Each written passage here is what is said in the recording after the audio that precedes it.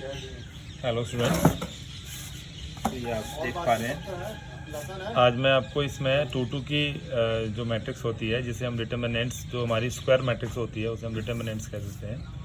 यहाँ मैं आपको डिटर्मिनेंट्स निकालना सिखा रहा हूँ और ये सेकेंड ऑर्डर डिटर्मिनेंट्स है, जिसके अंदर हम क्या करते हैं, अगर हम इसको एज अ फॉर्मूला लिखें तो A11 A22 इसको मल्टीप्लाई करके इसमें से माइनस कर देते हैं A12 into A21। But actually मैं इसको अगर हम वैसे आपको मैं शो करूं तो ये जो है फर्स्ट वाला ये मल्टीप्लाई होता है इससे, और माइनस में फिर ये मल्टीप्लाई होता है इससे, ये इससे और ये इससे मल्टीप्लाई होता है। तो जैसे मैंने 2 इंटू 7 किया तो माइनस में होगा आपका 5 इंटू 3।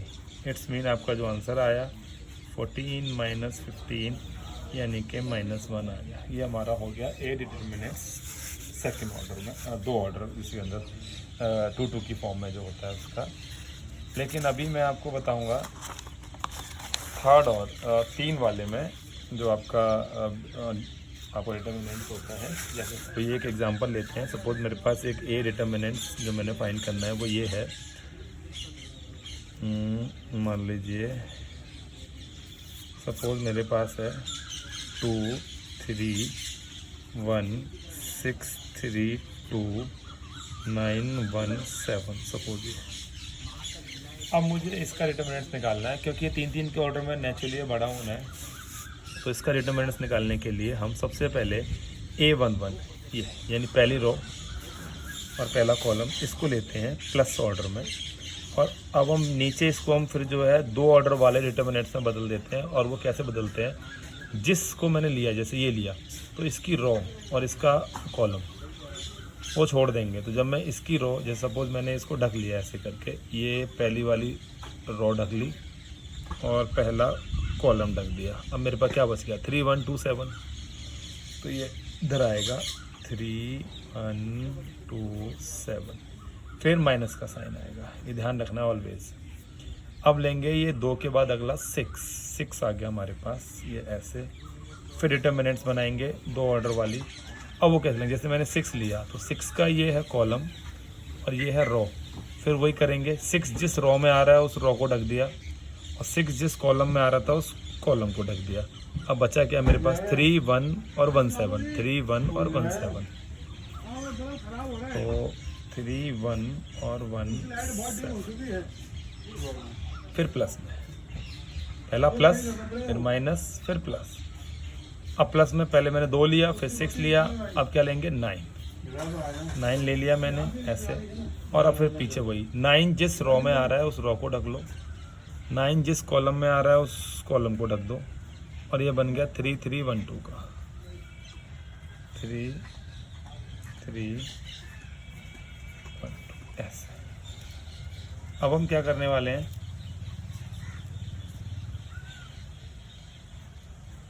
अब ये जो मेरे डिटर्मिनेंट्स हैं ये 2 ऑर्डर वाले हो गए, जो मैंने अभी इससे पहले अभी आपको बताए। तो सबसे पहले मैं ये 2 तो है ही मेरे पास, अब मल्टीप्लाई में अभी जो पीछे बताया था आपको, इससे मल्टीप्लाई और इससे मल्टीप्लाई, बीच में माइनस। तो 3 इंटू 7 2 इंटू 1 ऐसे। फिर ये 6 लिखा, इधर भी यही करेंगे, ये वाला 3 इंटू 7, ठीक है, और 1 इंटू 1, 3 इंटू 7, इसकी मल्टीप्लाई में से इसकी मल्टीप्लाई माइनस करते हैं, 1 इंटू 1, फिर प्लस में 9, फिर इसकी भी वही करेंगे। यानी जो 2 ऑर्डर वाली डिटर्मिनेंट्स थी, अब इसमें वो 3 बार सॉल्व होती है, 3 इंटू 2 और 1 इंटू 3, ये इसकी मल्टीप्लाई में से इसको माइनस करते हैं, 3 इंटू 2 एंड 1 इंटू 3। तो ये हमारे पास आंसर आया 2, ये 21 माइनस 2, 6 21 माइनस 1, 9 6 माइनस 3। तो ये हो गया 19, ये 20, ये 3, 38 माइनस 120 प्लस 27। पहले इनको प्लस कर लेते हैं। 65 माइनस 120, 55 आपका आंसर। ये पॉजिटिव हो सकता है और नेगेटिव।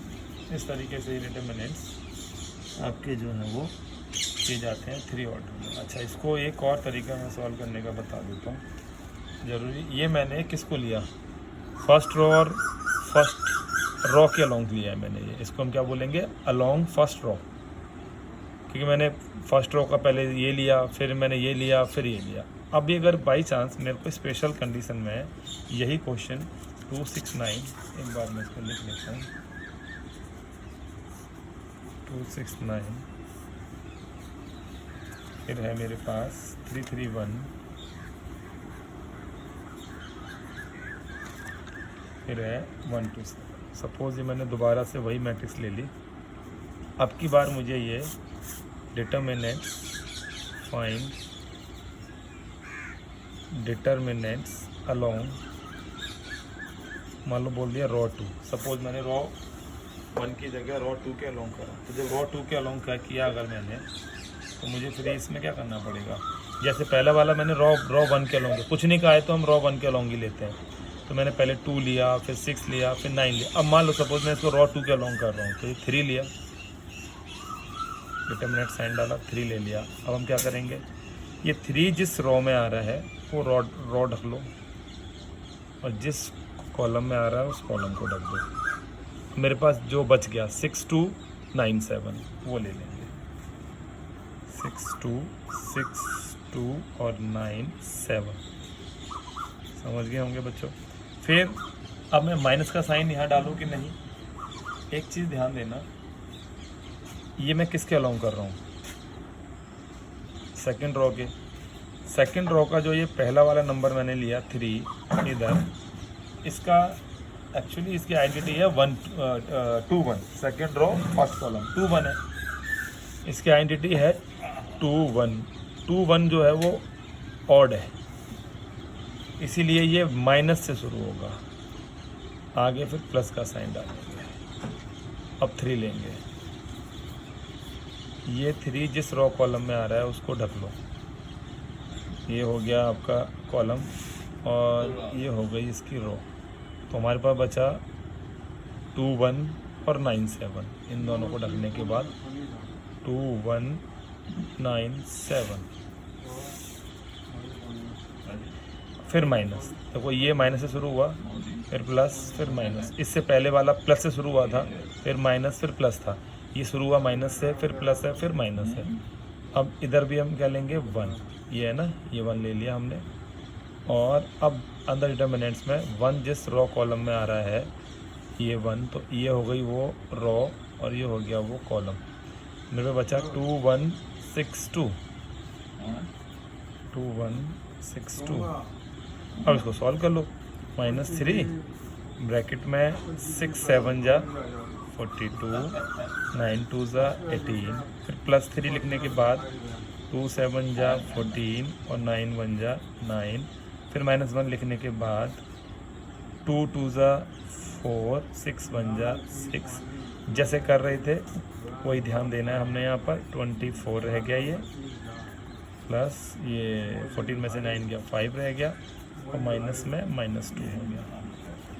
24 3 जा -72,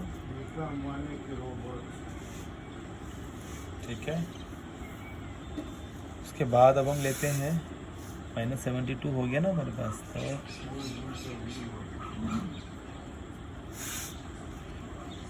तो 15 हो गया पॉजिटिव में और प्लस में हो गया 2।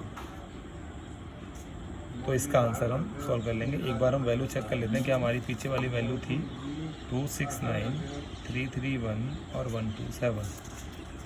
तो इसमें हम वैल्यू एक बार अगेन चेक कर लेते हैं। -3 से शुरू करा 6792, इधर हमने +3 लिया, तो हमारे पास जब ये रो ये को लग गए तो 2 7 और 9 1 रह गया, फिर माइनस में ये वाला 1 लिया, तो ये 2162 आ गया, 21 और 62 आ गया, ठीक है। एक बार और इसको अच्छे से चेक कर सकते हो आप क्या है इसके अंदर, ठीक है।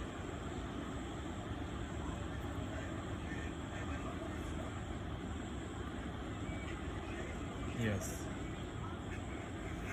और इससे पहले वाले क्वेश्चन को भी हमने देखा था, उसको भी एक बार हम अगेन चेक कर लेते हैं।